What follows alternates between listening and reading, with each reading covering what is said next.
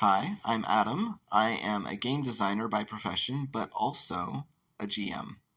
And I'm looking for my next favorite TTRPG.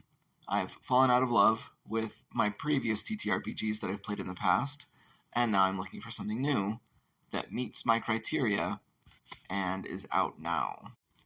My criteria basically falls into six categories. I want something that can sustain longer campaigns, months even, playing weekly, and with sustained, long narrative arcs. I want something that has rule complexity somewhat less than D&D 5e. I want to be able to play a fantasy game, and not so niche that it has to be one particular setting like Lord of the Rings or Stranger Things. I want something that has a streamlined combat system. I particularly have trouble with initiative rolls and order, and also the attack and damage rolls being separate. I feel like those slow down gameplay too much. I also want to root out bioessentialism and have a social combat or negotiation system, so outside of combat you still have some rules. Today I'm going to be looking at Dungeon World. Dungeon World used to be my favorite game. I didn't get to play it all that often, but when I did, it was really fun. Um, but I think it's showing its age in a few ways, and there is an unfortunate controversy all wrapped up in this game that makes me really, really wary of it.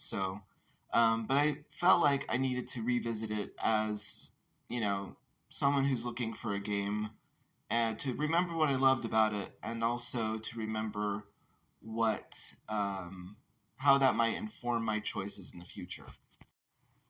So, Dungeon World is a powered by the Apocalypse game system made for D&D style adventuring, and true to the PBTA format, you roll 2d6 whenever you make a move, which is kind of like an action. I think that's the equivalent in D&D. But moves can take place in combat, outside of combat. It's basically how the player characters do anything in the world, right? One move might be make camp, and then another move might be attack, swing my sword, right? Those are different moves. And if there's a chance of failure, where the stakes are high enough to worry about, then you roll 2d6 dice. That's two six-sided dice, if you don't want the shorthand. A 10 or more is an outright success. 1 through 6 is a failure. But there's this middle gray area, 7 to 9, where it is a success, but with a setback, a complication of some sort.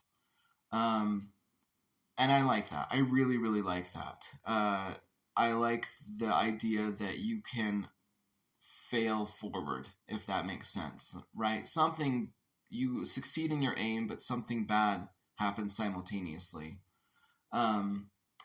I also really, really like that there's no initiative order, and no rolling for initiative, and combat and non-combat things are not separated. There's no hard defining line. Combat starts now, roll initiative, like in D&D 5e and other games like it. Making a move outside of combat or in, it's still the same procedure. Things I don't like about the rules are that ability modifiers are separate from scores, and attack rolls are separate from damage rolls. Like, an attack roll is always 2d6, but then damage rolls could be any number, whatever the stat block for the monster dictates, or your weapon, or whatever ability you might have. I was captivated when I first read Dungeon World because of fronts. There's a particular way of thinking when you're a GM in Dungeon World where you imagine what all the villains and antagonistic forces are doing, and what their plans are, what their goals are, and how they're going to move those forward. And they move forward even as the players, with their characters, are trying to achieve their own goals. So it's sort of like you can see all the friction points leading up to it. And if the players ignore too long what the antagonists are doing, then it'll eventually become more and more dire until the players have to confront that. And it's really informed my thinking as a GM. These days, when I plan a campaign, I don't sit down and draw dungeons I don't put everything on railroad tracks. I just make a list of all the villainous organizations, antagonistic forces, wandering monsters, those sorts of things. Anything that might one day uh, confront, antagonize, or trip up the player characters. Um, and that's all I have to worry about. And every so often I go, it's been long enough. This villainous force, unopposed because the player characters didn't do anything about it, can now move forward in their goals one step. And that's really, really informed my thinking about how to GM. So I really like Dungeon World because of this. There are some things that make it so that I can't ever return to Dungeon World, though. And one of those is the the game has just really, really weird bioessentialist restrictions that don't really make a lot of sense when you stop and think about them for more than a few seconds.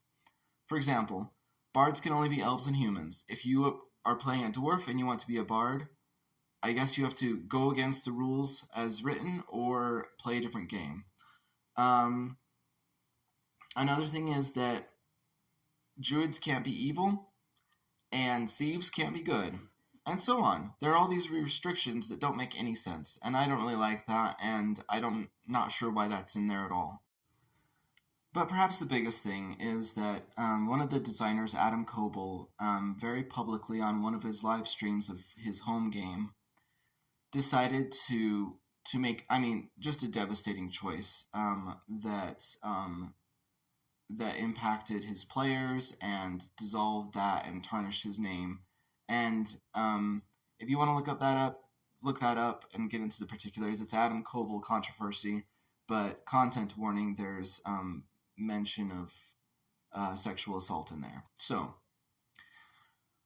it sucks. And I don't want to be part of a game system or encourage other people to play a game system that has this reputation where money might fall into the hands of Adam Coble, who I really don't like it at all anymore. So that's basically it. So there's so many good things about Dungeon World, but I just can't play it anymore, and so it's automatically been tossed into the no thank you pile.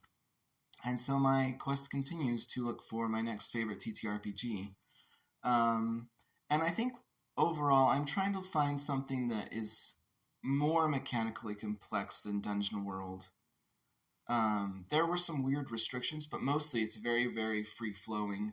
And I want something that reins that in a little bit and gives you a little bit more structure, but not so much that it's to the point of D&D 5e, which I think is a little farther down that complexity spectrum than I wanted to go. So